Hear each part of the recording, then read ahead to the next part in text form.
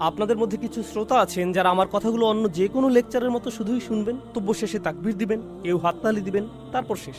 কিন্তু আমি আশা করছি আপনাদের মধ্যে কেউ কেউ আমার কথাগুলো অন্তরে গেঁথে নেবেন। আপনার সাথে কোরআনের সম্পর্ক আমি তৈরি করে দিতে পারবো না। এই কাজে একমাত্র যিনি আপনাকে সাহায্য করতে পারবেন তিনি হলেন আল্লাহ। যদি আপনি আল্লাহর দিকে ফিরে যান এবং বলেন, হে আল্লাহ, এই কিতাব আমার প্রয়োজন, এটি সেই কিতাব যা তুমি মানবজাতির সকল সমস্যা থেকে মুক্তির জন্য পাঠিয়েছ। আচ্ছা বলুন তো, লোভ কোথায় থাকে? লোভ কোথায় থাকে? অন্তরের ভিতরে।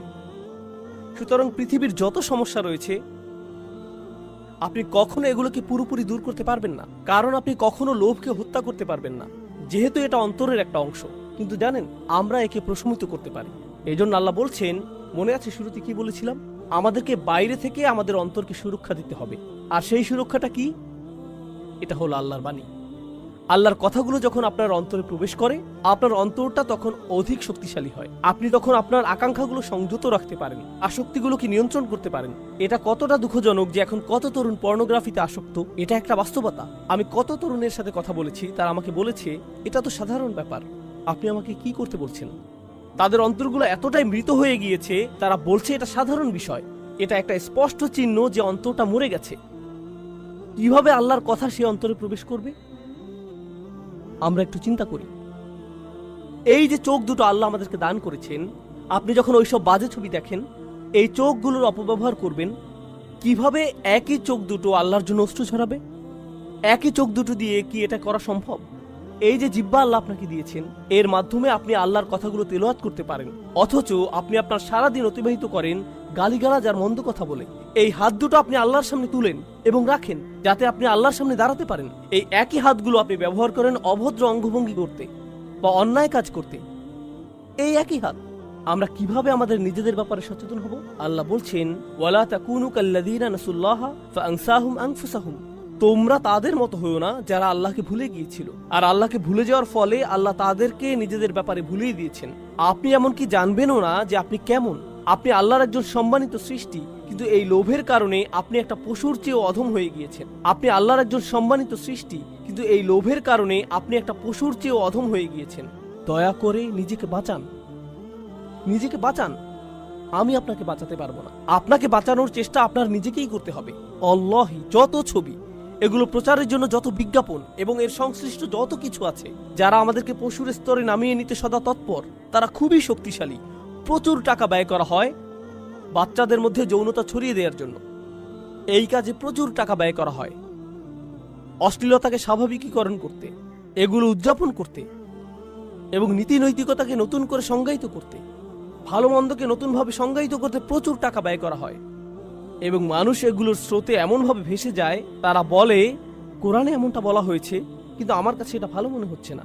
তাদের বিবেক এতটাই কঠিন হয়ে গিয়েছে, যখন আপনি বাঁকা অবস্থায় সোজা জিনিসের দিকে তাকাবেন, আপনার কাছে সোজা জিনিসটাই বাঁকা লাগবে। আপনার নীতি নৈতিকতা এতটাই অকার্যকর হয়ে গিয়েছে, আল্লাহর কথাগুলোকে আপনার মনে হয় আমি জানি না এটা আমার নীতির সাথে মিলে কিনা। আরে আপনার কাছে তো নীতির কোনো মাপকাঠিই নেই, এটাই তো সমস্যা। অথচ আল্লাহর কথাগুলোই ছিল নীতি নৈতিকতার মাপকাঠি।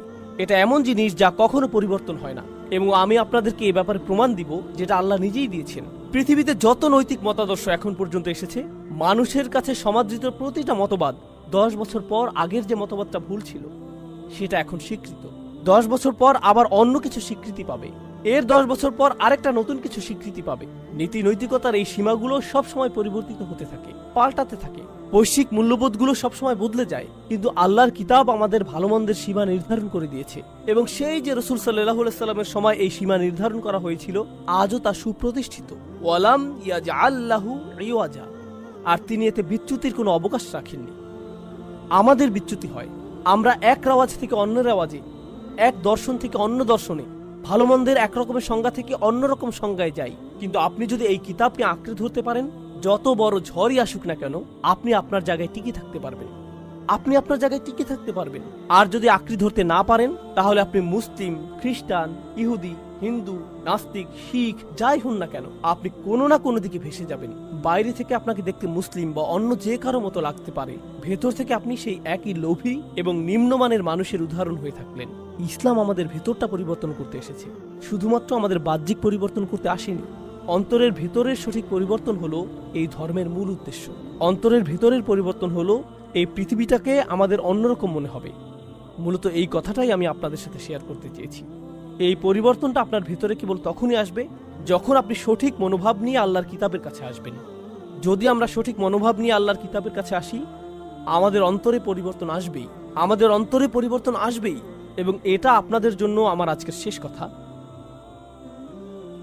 আর শপথ করে বলছি, যখন এমনটা ঘটে, ফাআমিনু বিল্লাহি ওয়া রাসূলিহি ওয়া নূরিল্লাযী আনজালনা, যখন আল্লাহর কিতাবের আলো আপনার অন্তরে প্রবেশ করে, তখন আল্লাহ আপনার অন্তরকে একটা প্রদীপের সাথে তুলনা করেন।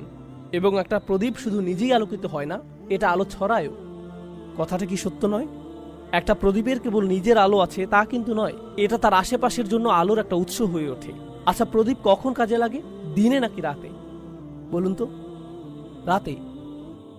এর মানে হলো আপনারা এমন মানুষ হবেন যারা ঘোর কালো অন্ধকার যুগে বাস করবেন। আপনারা নিজেরা শুধুমাত্র আলোকিত থাকবেন তাই নয়, অন্যজনের জন্য আলোর উৎস হবেন।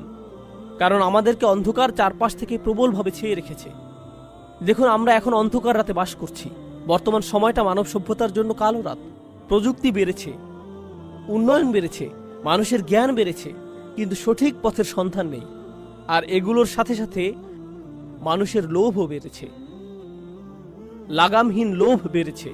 এসবের ফলে মানুষের মধ্যে ধার্মিকতা কমেছে, ভদ্রতা কমেছে, নৈতিকতা কমে গিয়েছে। সুবহানাল্লাহ। আমি দোয়া করি আল্লাহ আজ্জা ওয়া জাল্লা আপনাদেরকে এবং আপনাদের সন্তানদেরকে এমন একটি প্রজন্ম তৈরি করার জন্য বাছাই করুন, যে প্রজন্ম কোরআনের আলোর প্রতিনিধিত্ব করবে, যারা শুধু আপনার নিজেদের পরিবারের জন্য নয়, বরং আপনাদের আশেপাশের সবার জন্য, সমাজের সকল মানুষের জন্য উজ্জ্বল এক আলোর উৎসে পরিণত হবে। এবং আল্লাহি, আমরা যদি আল্লাহর কিতাবের সদ্ব্যবহার করতে না পারি, এই ধরনের কোনো কিছু কখনো বাস্তবায়িত হবে না। যতদিন পর্যন্ত আমরা মনে করব কোরআনের জন্য একটুখানি, অল্প একটু সময় দেওয়া যথেষ্ট, ততদিন আমরা কেবল কোরআনকে সময় দেয়া ছাড়া অন্য সব কাজই করতে পারবো। তাছাড়া আমরা নিজেদেরকে সত্যিকার অর্থে শোধরানোর জন্য এই কিতাব খুলি না। আমরা চমৎকার কোনো তথ্য জানার জন্য বা সুন্দর তেলাওয়াতের জন্য এটা খুলি। এবং কোরআন মানে আমাদের কাছে এটুকুই। যতদিন আমরা এভাবে চলতে থাকবো, পৃথিবী ততই অধপতনের দিকে যেতে থাকবে এবং আল্লাহ অন্য মানুষদেরকে আমাদের স্থানে স্থলাভিষিক্ত করবেন। আফালা ইয়াতাদাব্বারুনাল কুরআন আম আলা কুলুবিন আকফালুহা। একই সূরা আল্লাহ বলছেন, ওয়া ইন তাতাওয়াল্লাউ ইস্তাবদাল কওমান গায়রাকুম সুম্মা লা ইয়াকুনু আমসালাকুম। আল্লাহ বলছেন, তারা কেন কোরআন সম্পর্কে চিন্তা ভাবনা করে না? তাদের অন্তরে কি তালা পড়ে গেছে? কেন তাদের অন্তর কাজ করছে না? তারা কেন কোরআন সম্পর্কে গভীরভাবে চিন্তা করে না? আচ্ছা বলুন তো, গভীরভাবে চিন্তা করা, ভাবা, এই কাজগুলো কি কেউ মুহূর্তের মধ্যে করতে পারে, নাকি সময় লাগে? অনেক সময়ের প্রয়োজন। সুতরাং আল্লাহ বলছেন, তারা কেন কোরআন নিয়ে চিন্তা করতে নিজেদের সময় দিচ্ছে না? আল্লাহ নিজেই বলছেন কেন তারা এটা করছে না। ও, নিশ্চয়ই তাদের অন্তর আটকা পড়ে আছে। বলুন তো, তারা কিসে আটকা পড়ে আছে? লোভে। এবং পরবর্তীতে একই সূরায়, সূরা মুহাম্মাদে আল্লাহ আজ্জা ওয়া জাল্লা বলছেন, ওয়া ইন তাতাওয়াল্লাউ ইস্তাবদিল কওমান গায়রাকুম সুম্মা লা ইয়াকুনু আমসালাকুম। আর যদি তোমরা মুখ ফিরিয়ে নাও, তবে আল্লাহ তোমাদের স্থানে অন্য কোনো জাতিকে স্থলাভিষিক্ত করবেন, যারা তোমাদের মতো ব্যর্থ হবে না। আক্ষরিকভাবে আপনারা যদি আল্লাহর কিতাবের সাথে দায়িত্বহীন আচরণ করেন, তবে আল্লাহর জন্য এটা করা মোটেও কঠিন হবে না যে তিনি এই পুরো উম্মাহকে অন্য একটা উম্মাহ দ্বারা প্রতিস্থাপন করবেন। তিনি আগেও এমনটা করেছেন। দেখুন, আমি জানি আমাকে সবাই যেটা মনে করে আমি আপনাদের সাথে মজা করে কথা বলার ছিল। যেখানেই যাই আলোচনার মধ্যে দু একটা কৌতুক বলি, কিন্তু মাঝে মাঝে আলোচনা করার সময় আমার মাথায় শুধু আলোচ্য বিষয়টাই থাকে। আমি দুঃখিত, আজকে এরকমই একটা রাত। দেখুন, মজা তো অনেক হলো, আসুন এখন অন্তত একটু সিরিয়াস হই। আমরা যথেষ্ট উপভোগ করেছি। আপনার কি মনে হয় না জীবনে আমরা যথেষ্ট উপভোগ করেছি? কেই বা সিরিয়াস হতে চাই বলুন? আমি সত্যিই হাস্যরসে বিশ্বাসী একজন মানুষ, এবং আমি মনে করি দীর্ঘ সময় ধরে ইসলামকে অনেক কঠোর বলে উপস্থাপন করা হয়েছে, এবং আমি এটা একেবারেই পছন্দ করি না। কিন্তু ইসলামের কিছু বিষয় রয়েছে যেগুলোর ব্যাপারে আপনাকে একটু কঠোর হতে হবে। এটা একটা স্বাভাবিক প্রকাশভঙ্গি। সাধারণত আমি রেগে যাই না, আমি মনে করি এটা আমার স্বাভাবিকতা। অন্তত আমি এটা ভাবতে পছন্দ করি। আমার স্ত্রীকে জিজ্ঞেস করতে পারেন। কিন্তু জানেন, কখনো কখনো আমাদের একটু পেছনে ফিরে দেখা দরকার যে আমরা কি করছি। আমাদের দেখা দরকার আসলেই আমরা কি করছি। আপনাদের সবাইকে অসংখ্য ধন্যবাদ ধৈর্য সহকারে শোনার জন্য। জাযাকুমুল্লাহু খাইরান। আসসালামু আলাইকুম ওয়া রাহমাতুল্লাহি ওয়া বারাকাতুহু।